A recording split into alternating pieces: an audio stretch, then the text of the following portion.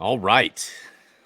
Roberto Gallegos, otherwise known as Berto to the few that are close to him. Roberto Gallegos, the University of Texas Arlington assistant coach. Welcome to the Baseball Forward podcast. Roberto, how you doing, man? I'm doing great, man. Good morning, and thank you for having me on, Ross. It's been it's been a journey, and I'm excited to share my ride, and let's get going. Heck yeah, man. We were talking a little bit offline, and for the Baseball Forward audience, and you listen to this, Roberto and I go back, man, it was like Roberto, maybe like 2010-ish, where we were both at DBAT, and this guy, I could tell Roberto's energy for baseball is as contagious as it gets. And watching you from the sidelines, where you've kind of had your ascent into college baseball, into the coaching ranks, now you're at the Division I level. I want to say, boom. How does that feel? Like, does it feel like you're living a dream right now? Oh, absolutely. I never, I got into the lessons, and I graduated with a criminal justice degree, and I didn't want to pursue that, but I knew my purpose was to pay it forward. I had great mentors growing up.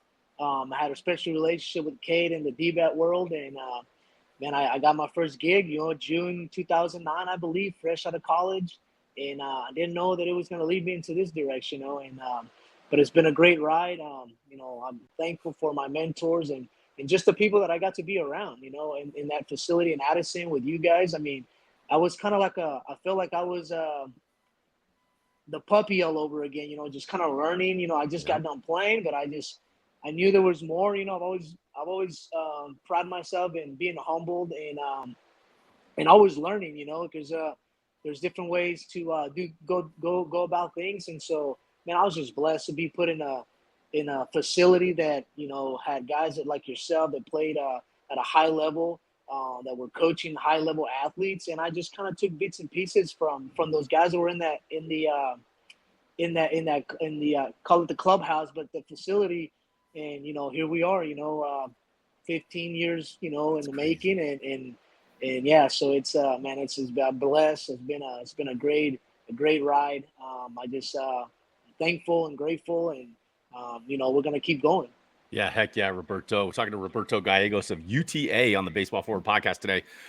I got to take this opportunity because it's not talked about enough. As a Christian man and as a believer in Jesus Christ, I saw recently that you were baptized, and I just want to say congratulations on that journey too as well. Okay, Yes, sir. Thank you. all right. So you're at UTA right now. I'm curious, and I know the audience is going to be curious. Roberto was at Coach Gallegos was at Navarro for a while, coaching with Coach Woe Dill down there, and I kind of want to hear how you have to give me the intimate details and everything, but I want to hear like when you were at Navarro, when you got into coaching at like the junior college level, when you started the college coaching journey, was was the goal to get to here or get to there? Like, do you have like this vision in your head of where you want to be, or are you just kind of rolling with the punches? Talk to me about your journey into college baseball coaching. Honestly, man, I just kind of rolling with the punches. I got into college at 26 years old, so not I kind of went the not the hard route, but just didn't have the GA under my belt, where my one foot in the door, and kind of when you're a GA early in your career after you're playing baseball, you kind of have there's coaching changes every year, so it's easier to get as a GA to get into a coaching role. But I went what I call it maybe a little bit harder, doing lessons, coaching summer ball, meeting coaches, and I think just just the way we went about it, our teams, and the way we you know took care of stuff on the field and off the field. It just opened the door in 2014. Man, Honestly, I didn't have a plan of I thought that was it. I was making decent money.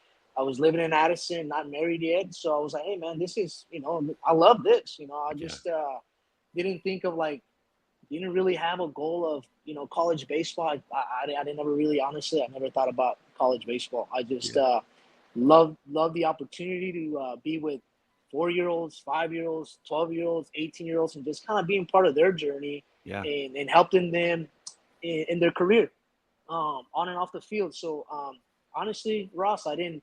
man, it's a dream come true. But I never really thought that, you know, I would be in this college scene, and you know, like I said, I caught my break in 2014, and you know, we're here we are. Man, you know what, Roberto? I'll say this. My moment with you, when I realized where I felt, I was like, this guy's different and he can go if he wants, was we were at Connie Mack. We were coaching against Pat Leach. Shout out to Pat Leach. We were coaching against your team, your 17s. We were 18s, and we had a really good team. And Roberto had it was a younger team, 17s. Man, that you guys walked us off, or no, we got Clark, I think, threw our fastest dude out at home plate. But I remember thinking this. I'm like, the way those players responded to you, I was like, this is different. It's different the way they respond to him. His intensity it was passion for the game being played the right way and caring about your players. That's what I saw. And I was like, man, this is a guy that can climb the ranks. I want to ask you that. Is it like your love for the game and your want to connect to the players that drives you daily in coaching? Absolutely. It's, to me, it's a relationship, Ross. You know, it's the player relationship, it's the player development, but not only on the field, off the field, because Yeah. like I said before, I had great mentors that, you know, my parents were not, you know, they didn't speak any English. So I was making decisions of where I was going to go, who I was going to play, book Wow. the hotel, pay for the hotel when I was 12 years old. So Wow. I kind of matured at a young age, but if it wasn't for King Guthrie and my coach Larry Hernandez of, you know, just, hey, you can make something out of this. You know, you can go to college. My parents didn't go to college. You know, they're from Mexico, and you know, they provided everything we needed, and but they couldn't go to my tournaments. They couldn't, you know, they couldn't speak the language. So, like I said, if it wasn't for those mentors, man, I you know, I don't know where I would be. So I give a Yeah. lot of credit to the people that, you know, took the time not just to show me the game of baseball, but also open the doors and kind of guiding me in the right direction. And I'm thankful every day for those people that just kind of, you know, took time out of their day, time out of their family to just kind of guide me and say, you know what, this is what you can do. And I remember King Guthrie telling me, man, you got this. There's something different about you, but you got this. And I never, Wow. I understood that, you know, I never really like, I don't, what is he really talking about, you know? And I remember him turning me loose with a 60-year-old team at 24 years old. I'm like, dude, what are you doing? Like, this is a really good, this is a really good team. And I don't want to mess it up. And then the team breaks, you know, cause you know how baseball world now Yeah. is. Yeah. They're always trying to find something better. So, but no, luckily, he was right. You know, he was right. He says, you got this, and there's just something different about it. You know the game, you love your players. But I go back to the player, the relationship with the player. That's what drives me, Ross. You know, making better husbands, making better fathers, making Yeah. better godly men. Like that's really like that's my passion, dude. Like I'm just speaking from my heart. There's you know it's what when I come to the ball club, when I come to the ball field, you know, I make sure that I shake their hands and how are you doing and how's school and how's mom, how's going, you know, what's going on? Talk to me, you know, let's talk about something else other than baseball. And so I think that's the players, you know, the players are smart, you know, they see through things. And so I think that's helped me, you know, getting to know them first, not really knowing how much I know and try to teach them this and try to teach them that, but really understand who they are, where they Wow. come from, and how can I connect with them, you know, because everybody's different. I think that's something that, you know, the man upstairs has blessed me with, the ability to just connect with players, whether, like I said, 5, 8, 10, 12, it doesn't matter. Like I've always had just that connection, and maybe it's the energy, but obviously everything starts upstairs with God. So I'm just, you know, thankful and blessed to share my story and to keep on striving and keep helping these kids, you know, find their passion, you know, what Yeah. motivates them and find their purpose. So yeah, no. So other than that, I mean, it's been great. Good, man. Talking with Roberto Gallegos of UTA, University of Texas-Arlington, the Mavericks.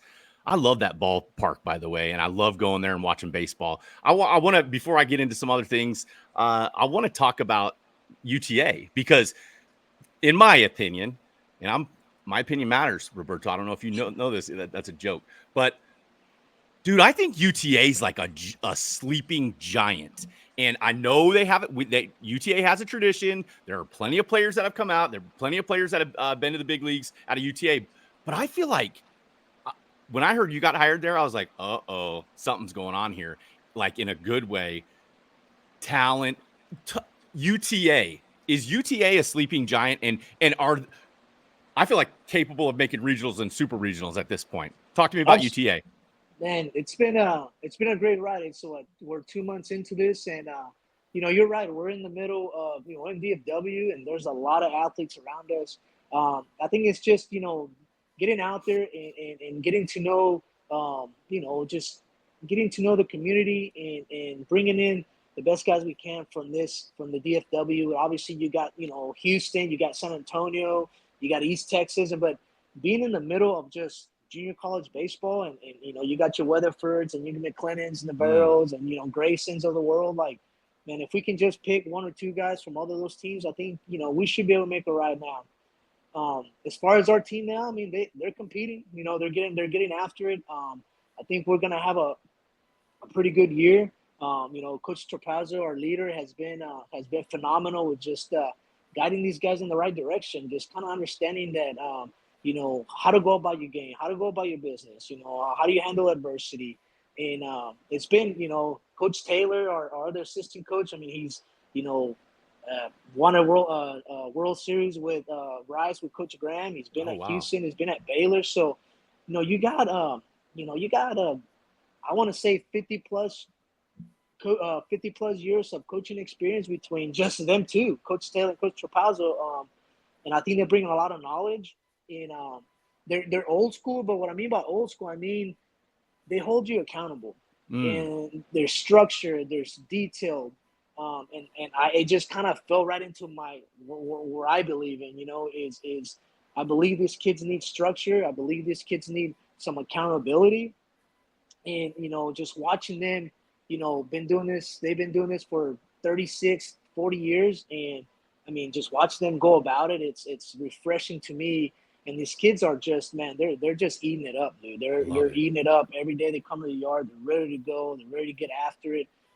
Every now and then I'll sneak into the weight room. It's not really my place because they have a strength coach, but I feel like we go back to the relationship. It's like I just don't want to get to know them on the field. Yep. I want to spend some time with them in the weight room, or I haven't gone to the classroom. I don't know if I would do that, but I spent some time in the weight room with them, and they and I'm not doing it for myself, and I'm not doing it for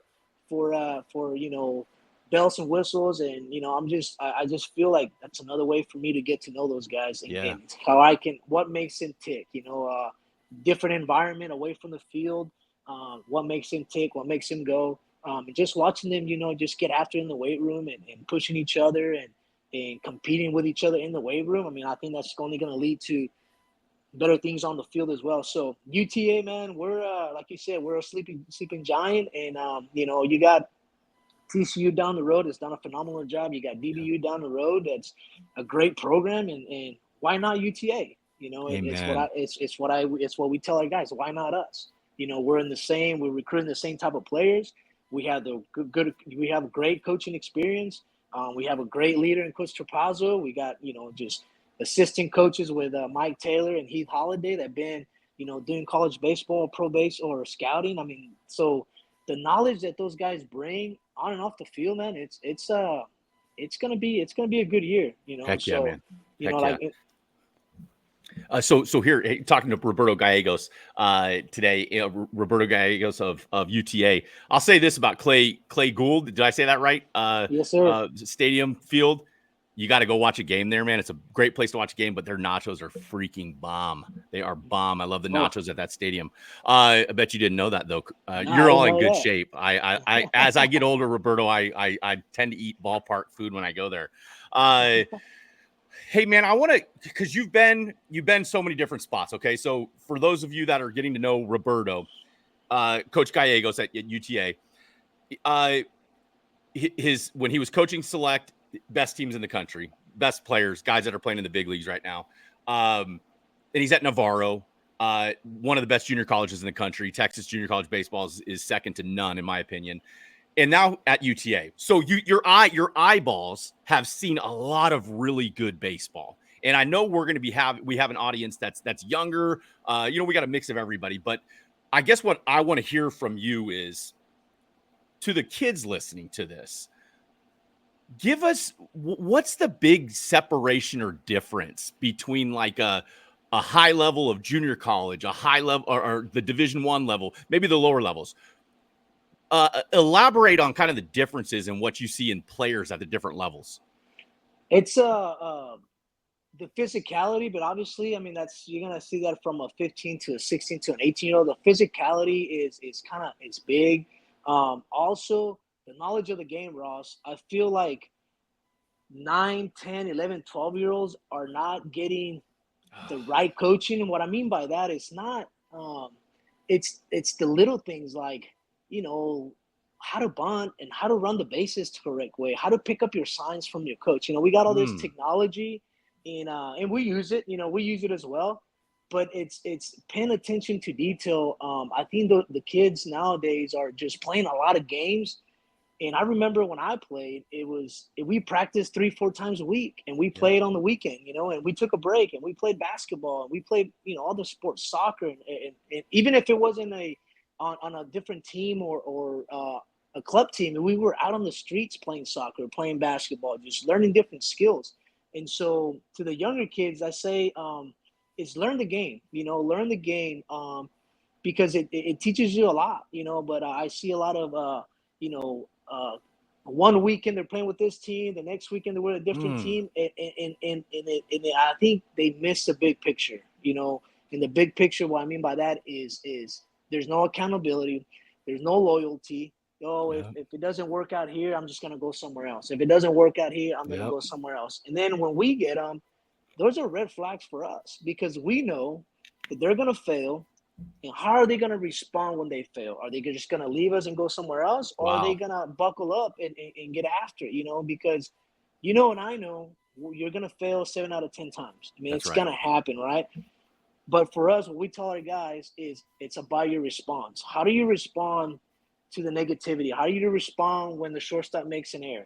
How do you respond when you miss a bunt or something like that? Like that's to me, that's what matters most, because at the end of the day, life's going to throw you curveballs, and you're going to have to be able to kind of weather the storm. I always tell kids, you're either in the storm, in the middle of a storm, out of the storm, or about to be in the storm. And so how do you navigate? How do you respond to those things? I think what it shows character.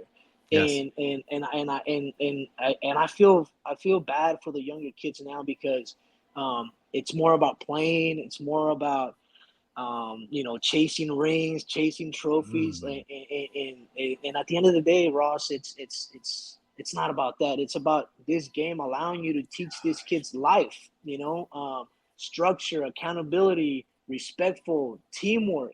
You hopefully later on you have an opportunity to be a father, and you're gonna have to figure out how to be a good teammate with your spouse and what's best for your kid, because and I know it's once those kids come around, it's not about us anymore. It's about them. It's about them and guiding them in the right direction, and giving them an opportunity to do good, to be a good citizen in this world, and just kind of go about it the right way. And like I said, we don't have all the answers, but when you talk to the greatest coaches, the Augie Garridos and the Nick Sabans, they all have accountability, man. They all have accountability. They have structure. They demand respect. If you don't respect, they find somebody else. And so I think to the younger kids, first and foremost, have fun, and second is learn the game, and learn how to work as a team. This sport, it's an individual sport played as a team, so everybody is, well, I want to get mine, because if I get mine, I'm going to get drafted, or if I get mine, I'm going to go to college, and it's part of it. But we go again, it's all about, the team first, team last. And that's kind of like, what we are about UTA. It's always about the team. If the team wins, the team is having success, you're going to have success. Sure. And I mean, it goes on, to professional baseball. I mean, professional sports. When the teams that are winning, that are having success, they're at the end, the World Series or Super Bowls. Every single player on that team has a role, in whether if it's just coming in for a pinch run, or if it's coming in to play defense on the basketball team. That's your role, and if you embrace that role, the team's gonna have success. So to the young kids, man, learn the game, have fun, and just be a sponge. Yeah. Be a sponge, and just enjoy this game, because it's a really good opportunity to kind of learn life. That's right. Another avenue for life. Yes, That's sir. right. You know what, Roberto? I prided myself because, man, I say this probably every show. I freaking love baseball. Dude, I love the game of baseball. And I prided myself when I played I really do believe this. I loved my teammates. I know that I respected my coaches, and I respected the game so much that I just wanted to treat the game the right way. So when I say respecting the game of baseball, playing it the right way, you're the one that's out there evaluating talent all the time. What does that mean to you? Like respecting the game, it all starts to me. Show up early to see. I show up early to see the guys from the time they leave the car to they walk in the dugout, how they treat their parents, how they treat their teammates. When I want to see them fail, to see how they go in the dugout. Are they sharing the information they just got from the pitcher? Because especially in select Good ball, point. you don't have the technology, right? You don't have true media, you don't have Aware, you don't have cameras to where, like, hey man, you can just look at his iPad and this guy is only throwing breaking balls for when he gets ahead in the count. So, but to me, when I see the guy struggle, or he doesn't struggle, but he comes in the dugout and he shares the information, whether it's 5 seconds, 10 seconds, that shows something about the kid. It's not just about him. He cares about his teammate. He cares about the coach, and that's kind of what I look for.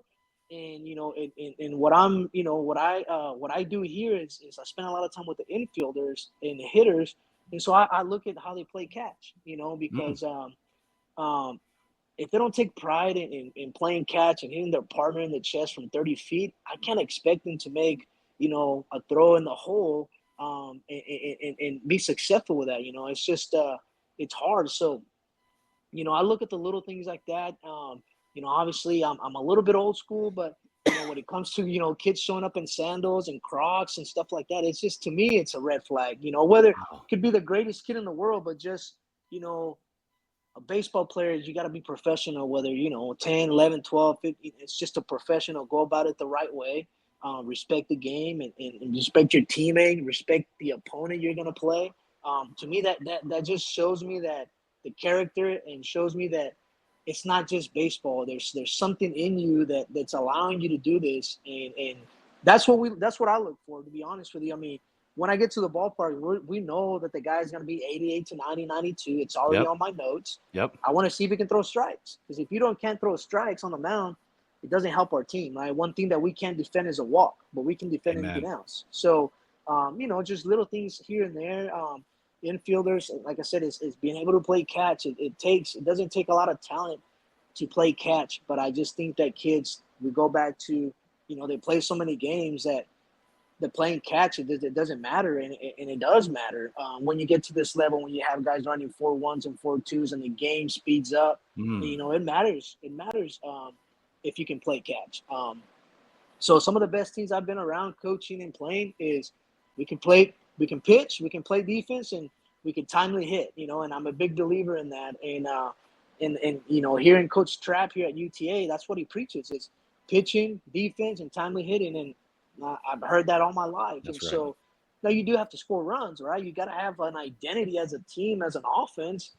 But if you can pitch, you match the other team, you can play defense, you're going to give yourself a chance. Now, you're just waiting for the other team to make that mistake, right? You're waiting for the other team to mess up a bunt. You're waiting for the other team to mess up a routine ball, and then here you go. But if you're going to sit there and try to bang the ball all over the yard, and think you're going to always, be chasing 2 runs or 3 runs, and that's tough, man. It takes a toll on the hitters. So we go back, we pride ourselves in playing good catch. We pride ourselves in throwing strikes. We pride ourselves on making the routine play. Sticking to the fundamentals and timely hitting. And take your walk when the walks. You just take what the team gives you. The guys all over the place. Let's kind of be selective in what we're swinging at, and a walk is just as good as a hit. And so that's kind of what we do here, and that's what I kind of believed my whole life when I was playing and when I was coaching select ball is you got to be able to play catch, take care of that baseball. Right? Dude, I was talking with one of my old teammates in the Dodgers organization. His name is Cole Strayhorn, and this dude was such a stud, 4th rounder. And when I asked him for his advice to younger pitchers, his number one thing was learn how to play catch the right way. And so you said that, and I'm like, boom, ding, ding, ding, experts. So when you say you watch guys playing catch and you hit them in the chest and everything, like practically speaking, if you were out, I got a 10-year-old son and a 9-year-old son. Okay. Hey, Coach Gallegos, come to my kids' practice, and we start warming up. What are your points of emphasis when you're playing catch with younger guys, and what does good catch look like? So most importantly for me is they should know what a 4-seam is, right? That's going to give you the true backspin on the ball, how to spin the ball. Sure. So I always teach the kids, hey man, whatever, even it takes a little bit of time for you to look at the ball, just make sure it's a 4-seam grip. And the other thing is, just make sure you're on top of the ball. Feel like you're always dominating the top half of the baseball, not the bottom half of the baseball, but your top half of the baseball. So we do different drills, and I've done this with 10-year-olds, 12. I still give lessons here and there, and we do the same thing. The game to me doesn't change. The game speeds up because guys get faster, but we go back to the fundamentals. The 4-seamer is going to get you carry. So as a player. Probably by the age of 12, when I took the ground ball, when I caught my hand, my fingers just automatically went through that 4-seam because I practiced it for so long. Yes.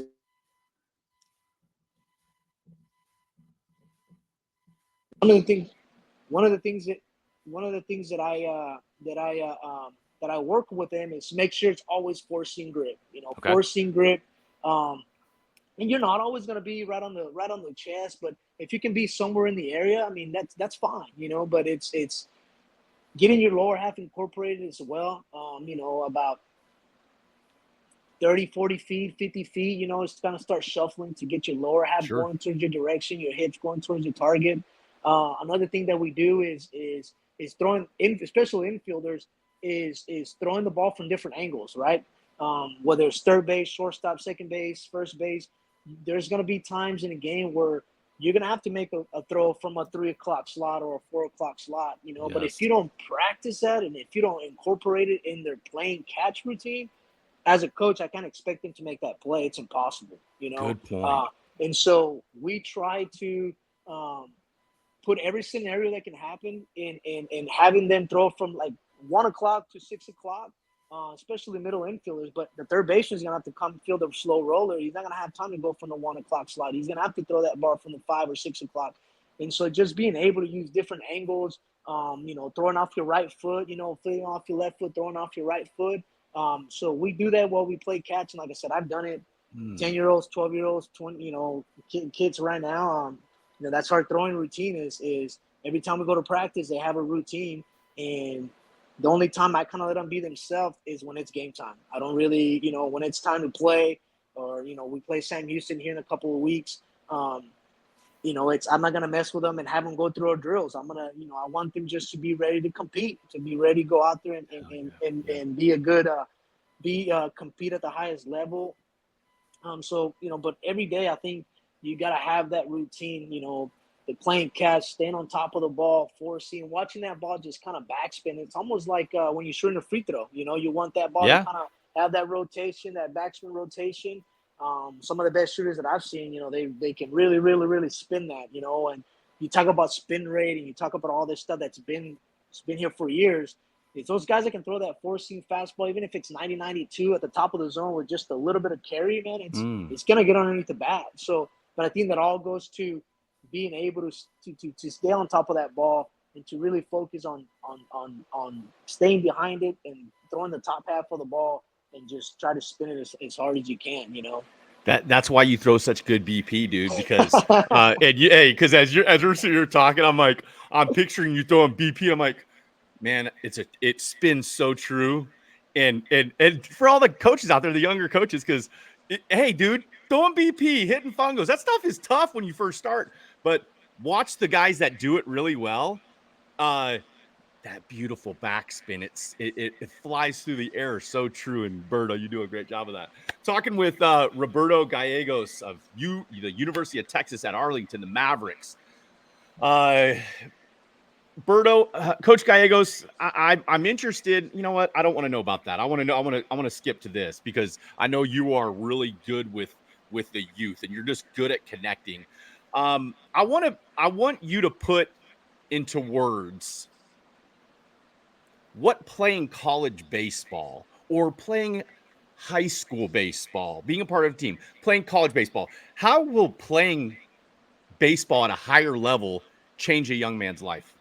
Oh man, I can't. I mean, I'm a perfect example. You know, I'm from El Paso, but I grew up in a little town called Sunland Park, New Mexico, and What was it called? Sunland Park, New Mexico. Okay. I mean, a little bitty town right outside of El Paso, and man, I saw a lot of things growing up, you know, and if it wasn't for baseball and most importantly, God, I don't know, man. I don't know if I would be where I'm at right now, Wow. you know. And so I'm very passionate about baseball, not because of wins and losses. I'm passionate because of the opportunities that God and baseball these kind of put for me and just kind of set the tone for me and guided me, you know. So college baseball is tough for us. You know, you played it. It's tough. It's a tough sport. You know, it's first time away from home for most of these kids. You have to manage your own schedule. You know, you got to be in the weight room at certain time. You got practice at a certain time, and you got tutoring, and then you got the outside stuff that also goes on. You know, we're aware of that. So it's a sacrifice, you know, it's a sacrifice. And first and foremost is you got to love this game in order for you to make that sacrifice, because any coach can make you go do something, but it's what are you doing when nobody's watching? What are you doing when the coach is not really, hey, you need to do this, you need to do that, you know, are you taking care of your stuff? And so for the young kids, man, it's tough, but life is tough as well. So Wow. if you can manage even high school sports, I mean, I just think it teaches you a great value in life as far as being a good teammate, you know, being able to help, being able to work with your teammates. You know, even when you're having an 0 for 4 day or you're having a 10 for 10 day, like you still got to be able to be a good teammate. And I just feel you know, baseball is a perfect example of, you know, we go back to what I was saying earlier. Everybody wants to get there. So everybody wants to hit, you know, 350 with 10 punch because that's what's going to get them drafted, right? I mean, Sure. it is what it is. And everybody wants to throw 95 and have some sink and be able to throw 12-6 and 3 pitches for strikes. But I think that all goes back to what we were talking about is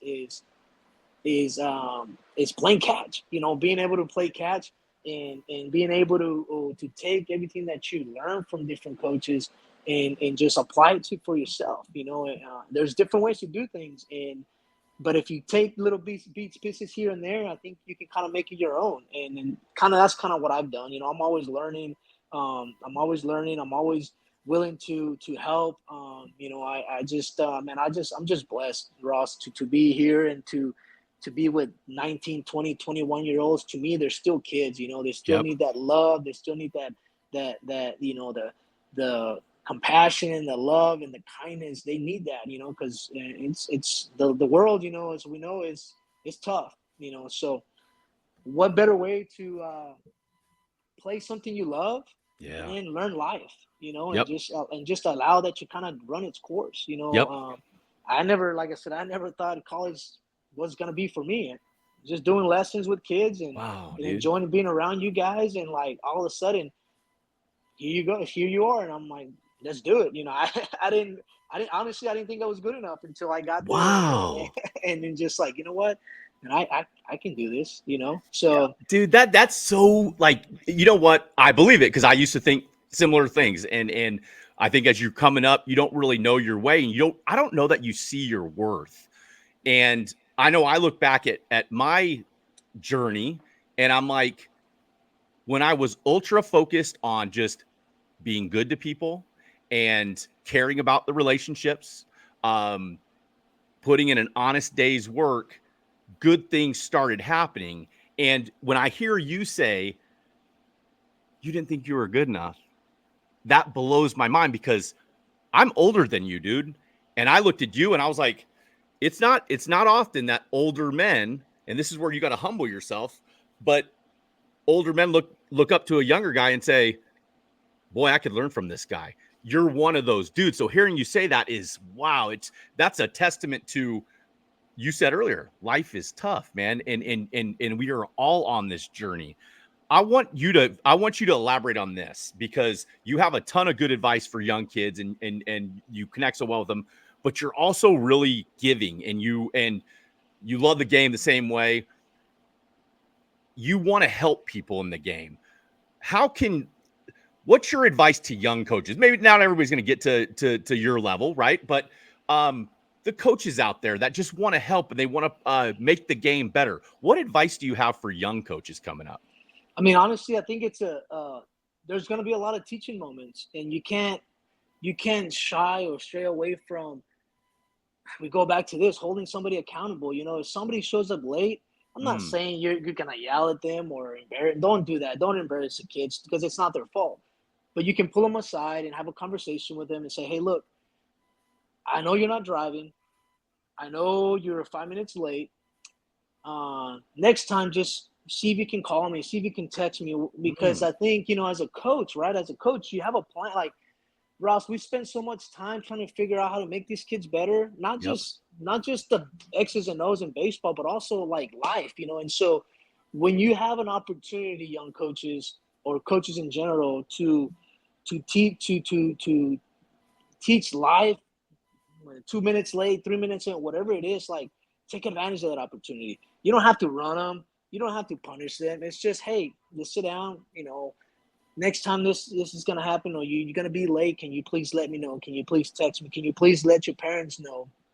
Hey, coach needs to know if I'm gonna be a little bit late because he's got a game plan, and if I'm the first one throwing in that inner squad or that game, then he's got to be able to make changes, you know. And so, um, it's being having that communication, Ross, and that goes, you know, with life with my wife. Yep. It's just communicate. You know, we have to communicate, and that's something that I learned in the game of baseball, and also just kind of, you know, as my years came, and here we are, is communication is key.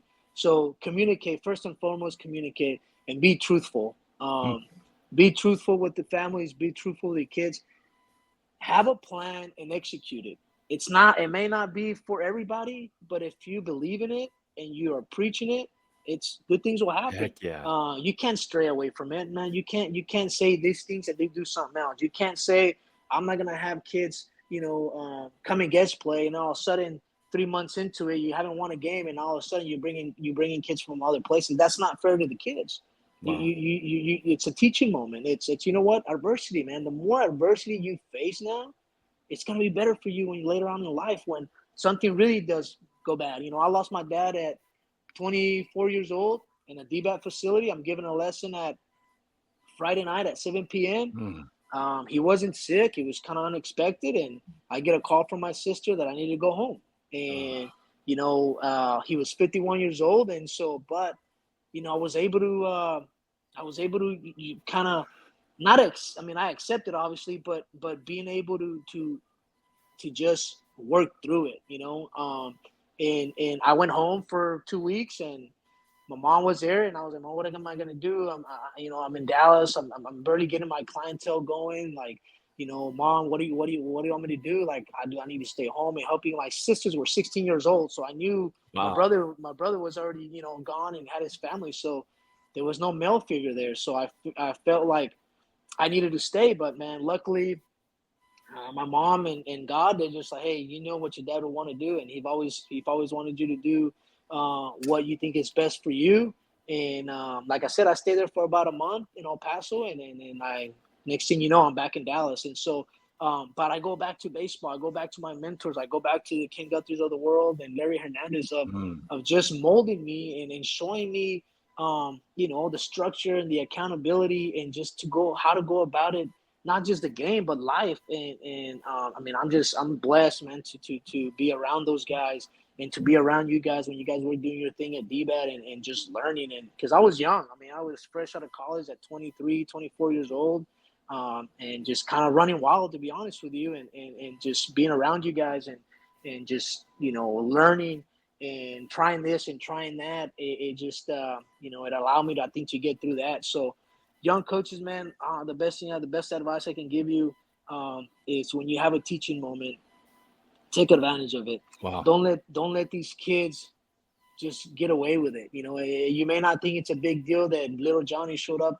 a minute late. It's a big deal later on when he's got a real job, right? He's got a real job and he has to provide for his family. I promise you, they're gonna thank you, because I thank those men every day. They're gonna thank you for you holding them accountable, even if it was for that 1 minute. So when you have a teaching moment, man, preach, teach them life. Don't get caught up in the wins and losses. Don't get caught up in the trophies or the rings or how many tournaments you played. That doesn't mean anything. College coaches don't care how many games you won at 10, 11, 12 years old. They don't. That's not it. We look for, one, guys have good grades because it says a lot about them. And it's also one less headache, right, that we have to deal with. We know that, hey, he can go to bed. We can go to bed at night because I know our starting shortstop not going to be out late at night, or do I have to let's take a mini master here, a mini master there. Those are all just red flags for us, So please, man, just hold the kids accountable and teach them the fundamentals of the game. And when you have a teaching moment, take advantage of it. God is giving you an opportunity to teach them something other than baseball. Don't forget, that's what it's about. You're in a unique situation to be able to change this kid's life, even at 10, 11, 12 years old. I mean, it's just, I can't stress it enough about just hold those kids accountable, love on those kids, because you don't know what they're going through. You don't know what they went through at school. You don't know what their families are going through. Especially in select baseball, you get them for 1 or 2 days a week, maybe 4 hours a week. Yep. So when you have an opportunity to pour into those kids, man, it's God giving you an opportunity to kind of show them the right way. What a dude. That's that. I know you're a humble guy, but I'm listening to you say, for the young coaches out there, listen to this man. Let's just say Coach Gallegos, and he's not going to admit it, but he's arrived. This man is coaching college baseball at the Division I level. He's been to the top. He is at the top right now, and he's telling you, hold your kids accountable. He said Ken Guthrie's name probably 3 times. He said Larry Hernandez's name 3 times. If you're a young coach out there listening to this episode of the Baseball Forward podcast, we're talking with Roberto Gallegos at the University of Texas-Arlington. Have a goal and strive to be the name that those kids are going to be talking about when they're 20 years down the road. Because I know how what an amazing relationship you have with Ken Guthrie. Awesome dude, by the way. And I just think that you are literally living proof of what you're saying, and it has nothing to do with baseball. And I love that for you, Coach Gallegos. I got one more question for you, and then I'll get you out. I know you probably got early outs or something. What time does practice start today? We inter-squatted yesterday, so I think it's gonna be a light day today. They have weights maybe at 11, and I think we start a little practice at 1:30, just an hour. You only get so many hours with these kids, so. Yep. And honestly, it's student first and athlete second. And when I was playing, I didn't think that way, but now I know. Now I see the importance of student first, athlete second.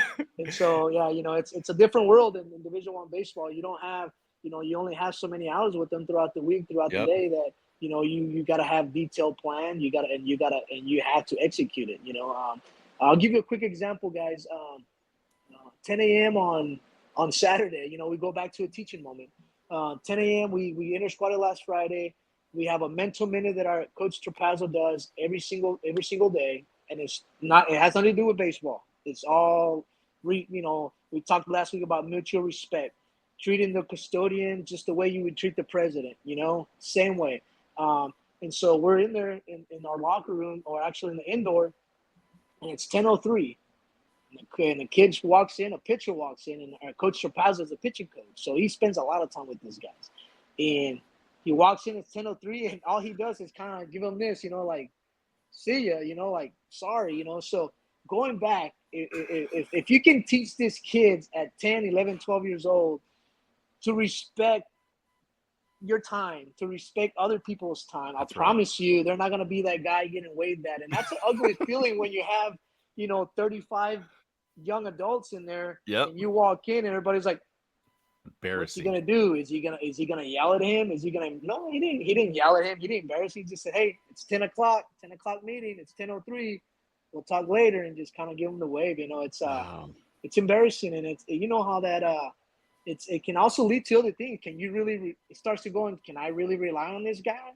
Man, he kind of missed. Can I rely on him in the 7th inning of a 2-1 ball game at TCU and 10,000 people? Wow.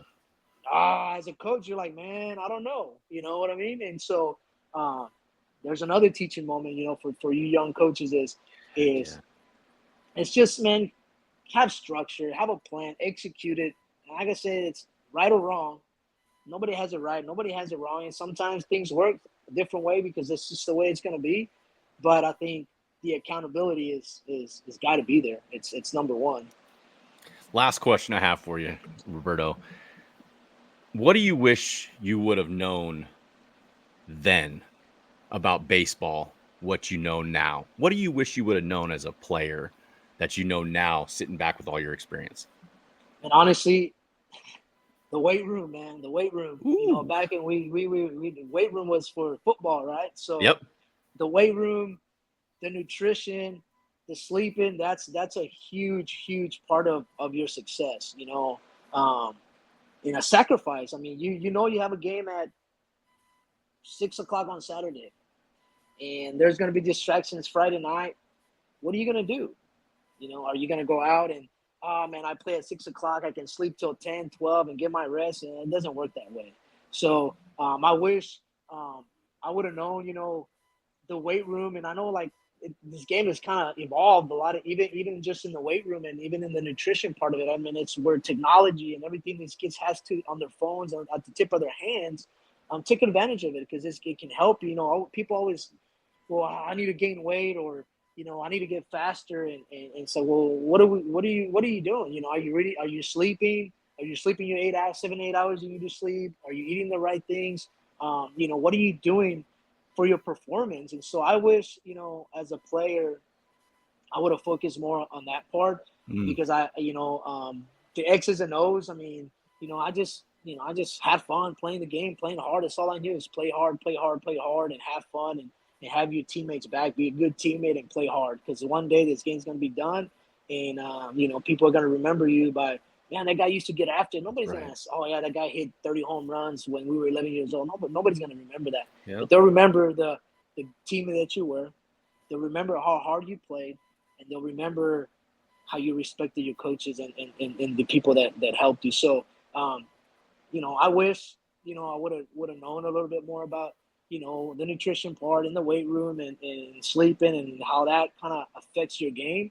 Mm-hmm. And so, now that, that I'm here and there's a strength coach and a dietitian and a guy that's been doing it for a lot of years, you hear that a lot, hey, are you eating the right stuff? Hey, you're gaining some weight. What's going on? Can we, what are we doing different? Hey, you lost 10 pounds. Are you eating enough? What's your intake, your calories? So that part, Ross, I think as far as the game, that's something that I wish I would have known. But when we were playing, we didn't know. Yeah, we didn't know. They weren't even around back then. They're like, yeah, hey, we're on the same page, man. We're on the same page. Roberto Gallegos, man, thank you so much for joining us on the Baseball Forward podcast. I just want you to know, you got a big group of people that are following you And whether we talk all the time or not, everybody is cheering your butt on, dude. And congratulations on getting to UTA. I'm so excited for you, and I'm so thankful that you joined us today. Thank you, Ross. Hey guys, just thank you so much, and it's been a great journey. We're gonna keep going, but remember, stay humble, stay hungry, and thank the man upstairs, because without him, there's nothing's possible. So thank you guys for listening. Go Mavs! I mean, that's all I gotta say is go Mavs, and thank you, Ross. Really, thank you so much for having me on. You bet. Coach Gallegos of the University of Texas at Arlington, the Mavericks. We'll talk to you later, Coach Gallegos. See you, brother. All right.